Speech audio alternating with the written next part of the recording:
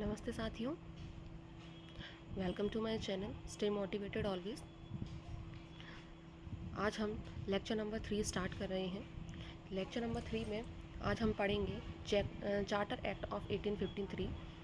इससे पहले अभी तक हम 2 चार्टर्स और पढ़ चुके हैं, जिनमें हम 1813 का और 1833 का जो चार्टर्स थे वो हम पढ़ चुके हैं। यूँ तो हिस्ट्री में टोटल 4 चार्टर्स के बारे में बताया गया है, 1793 और जो आज हम पढ़ने वाले हैं 1853। इस तरीके से टोटल 4 चार्टर्स हैं, बट लेकिन हमारे लिए जो कॉन्स्टिट्यूशन में इम्पोर्टेंट है, हम सिर्फ उन्हीं चार्टर्स के बारे में स्टडी करेंगे। जो हम 1813 के बारे में पढ़ चुके हैं, 1833 के बारे में भी पढ़ चुके हैं। आज हम जो पढ़ने वाले हैं वो है 1853 का चार्टर। 1853 का ये जो चार्टर है, ये चार्टर थोड़ा सा हमारे लिए इम्पॉर्टेंट है। इसमें कुछ चीज़ें ऐसे हैं जो हमें बहुत ज़्यादा ध्यान देने वाली चीज़ें हैं। एक सेकंड रुकिएगा।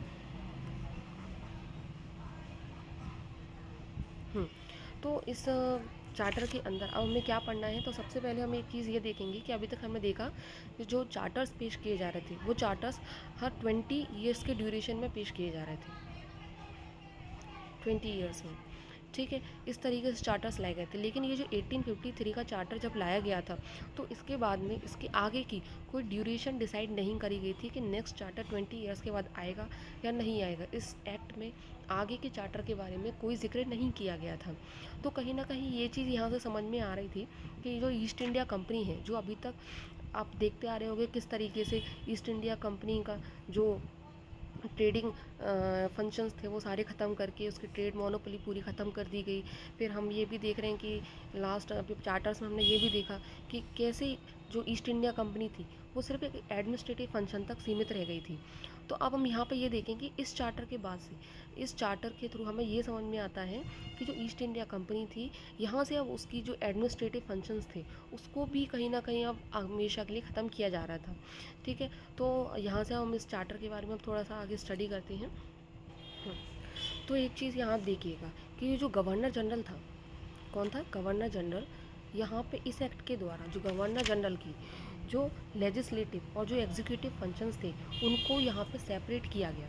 किस किस को? जो उसके लेजिस्लेटिव और जो उसके एग्जीक्यूटिव फंक्शंस थे, इन दोनों को अलग अलग यहाँ से किया गया। हम एग्जीक्यूटिव के बारे में पहले भी पढ़ चुके हैं, हमने देखा था पहले भी कि 4 मेंबर एग्जीक्यूटिव्स का गठन किया गया था। अब यहाँ पर जो लेजिस्लेटिव काउंसिल है उसको और इसके अंदर सेपरेट कर दिया गया, जिसके अंदर 6 मेंबर्स को रखा गया। अब ये 6 मेंबर्स के बारे में भी आगे हम पढ़ेंगे कि किस तरीके से 6 मेंबर्स को इसके अंदर रखा गया है। तो यहाँ पे और ज़्यादा ट्रांसपेरेंसी लाई गई। तो इस तरीके से जो गवर्नर जनरल था उसकी लेजिस्लेटिव काउंसिल और जो उसकी एग्जीक्यूटिव काउंसिल थी, इन दोनों को क्या कर दिया गया? सेपरेट यहाँ से कर दिया गया। ठीक है, ये जो लेजिस्लेटिव मेंबर्स हैं, जो 6 मेंबर्स हैं, इसी को अगर हम यहाँ पर देखेंगे तो एक तरीके से ये क्या कहलाई? Mini parliament. इसने मिनी पार्लियामेंट का रूप लिया। आज जो हमारे देश की हम पार्लियामेंट देखते हैं तो उसकी ये शुरुआत है यहाँ। ठीक है, 6 मेंबर्स वाली एक मिनी पार्लियामेंट का यहाँ गठन किया गया। अब हम देखेंगे कि ये जो मिनी पार्लियामेंट थी जिसके अंदर 6 मेंबर्स थे, तो ये जो इनके द्वारा जो रूल्स एंड रेगुलेशन, जो प्रोसीजर्स, जो प्रक्रियाएं जो अपनाई गई हैं पार्लियामेंट की, वो पूरी प्रक्रियाएं किससे रिलेटेड थी? तो हम सभी समझ सकते हैं इस चीज़ को कि जो ब्रिटिश गवर्नमेंट की, जो ब्रिटिश पार्लियामेंट की जो रूल्स और रेगुलेशंस की जो प्रोसेस थी, जो उनकी पार्लियामेंट चलाने की जो भी उनकी प्रोसेस हुआ करती थी, वही सेम प्रोसेस को यहाँ पे इस मिनी पार्लियामेंट के अंदर फॉलो किया गया। तो हम कहीं ना कहीं हम देख सकते हैं कि आज हमारी कंट्री के अंदर भी जो हमारी पार्लियामेंट चलती है, वो पार्लियामेंट की रूल्स और रेगुलेशंस किससे मिलते जुलते हैं? ब्रिटिश के पार्लियामेंट से। क्यों मिलते जुलते हैं? क्योंकि हम बहुत अच्छे से इस चीज़ को जानते हैं कि ब्रिटिश का हमारे ऊपर कितना इन्फ्लुएंस रहा है। तो उनकी जो प्रोसेस रही है, जो भी प्रक्रियाएं उनकी रही हैं, वही प्रक्रिया आज भी हमारे यहाँ पार्लियामेंट में हमें देखने को मिल सकती है। अब ये जो लेजिस्लेटिव काउंसिल, ये गठन तो किया गया था इसका, इस लेजिस्लेटिव काउंसिल का जो गठन किया गया था, इस काउंसिल के अंदर हमने बता दिया कि कितने मेंबर्स हैं? टोटल 6 मेंबर्स हैं। अब इस 6 मेंबर्स में भी ध्यान रखेंगे इस चीज़ को कि इसमें से जो 4 मेंबर्स थे वो जो लोकल प्रोविंशियल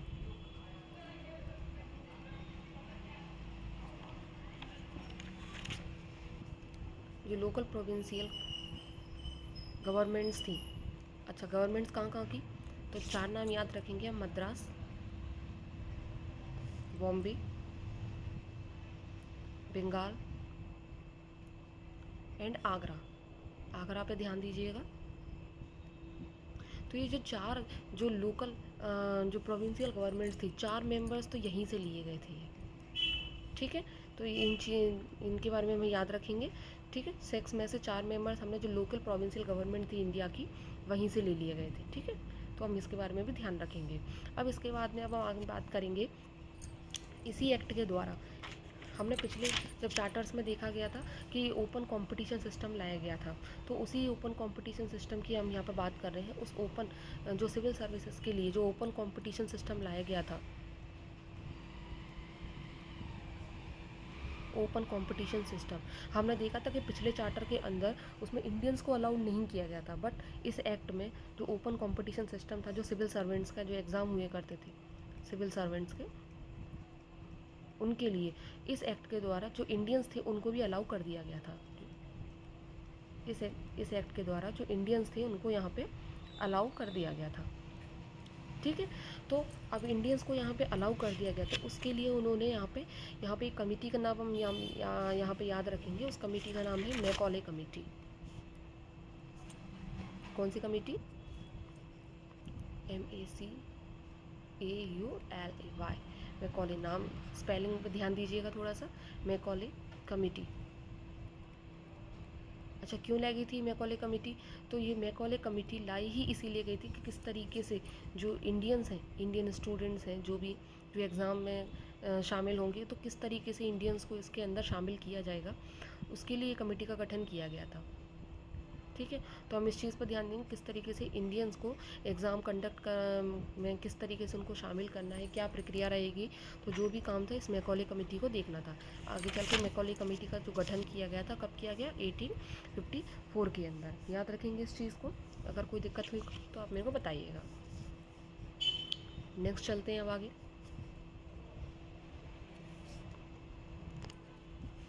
अभी हम जो लेजिस्लेटिव काउंसिल की बात कर रहे थे, उस लेजिस्लेटिव काउंसिल में याद रखिएगा, एक चीज़ मैं बताना भूल गई कि वो जो लेजिस्लेटिव काउंसिल थी उसके अंदर इंडियंस को भी अलाउ किया गया। किसको? इंडियंस को। फर्स्ट टाइम आप यहाँ देखोगे कि अभी तक कहीं पे भी आपको इंडियंस को अलाउ करते हुए नहीं देखा गया होगा, पर इस एक्ट के अंदर हम देख सकते हैं कि इंडियंस को अलाउ किया गया है यहाँ पर फर्स्ट टाइम, पहली बार फर्स्ट टाइम यहाँ पे आपको इंडियंस यहाँ पे अलाउड दिखेंगे। किसके अंदर? जो लेजिस्लेटिव काउंसिल बनाएगी इसके अंदर इंडियंस को भी इसमें अलाउ कर दिया गया था। तो ये था हमारा charter act of 1853। I hope कि चार्टर एक्ट ऑफ 1853 आपको समझ में आ गया। अब इसको मैं एक बार समराइज़ कर देती हूँ। चार्टर एक्ट ऑफ 1853 याद रखिएगा, यहाँ पे जो लेजिस्लेटिव और जो एग्जीक्यूटिव जो काउंसिल्स थी, काउंसिल्स बोल दो, फंक्शंस बोल दो, जो गवर्नर जनरल की, ऑफ गवर्नर जनरल, उसको दोनों को क्या किया गया? यहाँ पे सेपरेट किया गया। लेजिस्लेटिव का मतलब मैं एक बार फिर से बता देती हूँ। लेजिस्लेटिव वो होती है बॉडी जो कानून बनाती है, जो लॉज बनाती है। आज हमारे यहाँ जो पार्लियामेंट है जहाँ पे लॉज बनाए जाते हैं, है ना, उसके अंदर जो लॉज बनाए जाते हैं उसमें तो लेजिस्लेटिव का काम होता है लॉज बनाना, और जो एग्जीक्यूटिव्स होते हैं उनका काम होता है उन बनाए गए लॉज को फॉलो करवाना, यानी कि एडमिनिस्ट्रेशंस देखना।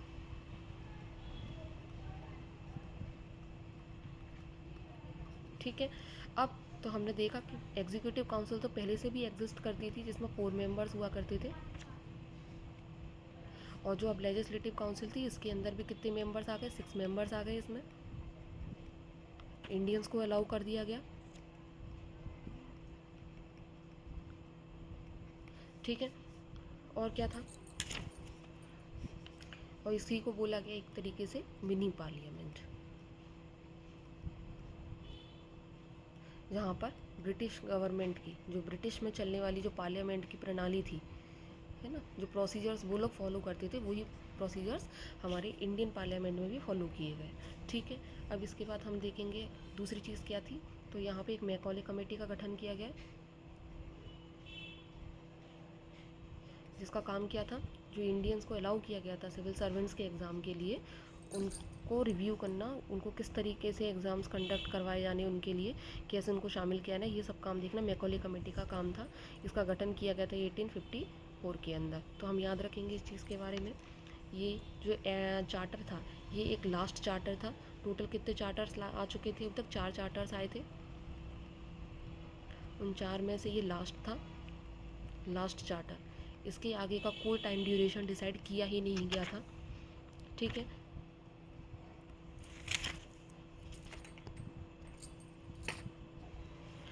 इस चार्टर का हम डायरेक्ट इम्पैक्ट हमारे कॉन्स्टिट्यूशन में देख सकते हैं, इसलिए ये चार्टर हमारे लिए सबसे ज़्यादा, या हम बोल सकते हैं बहुत ज़्यादा इम्पॉर्टेंट है।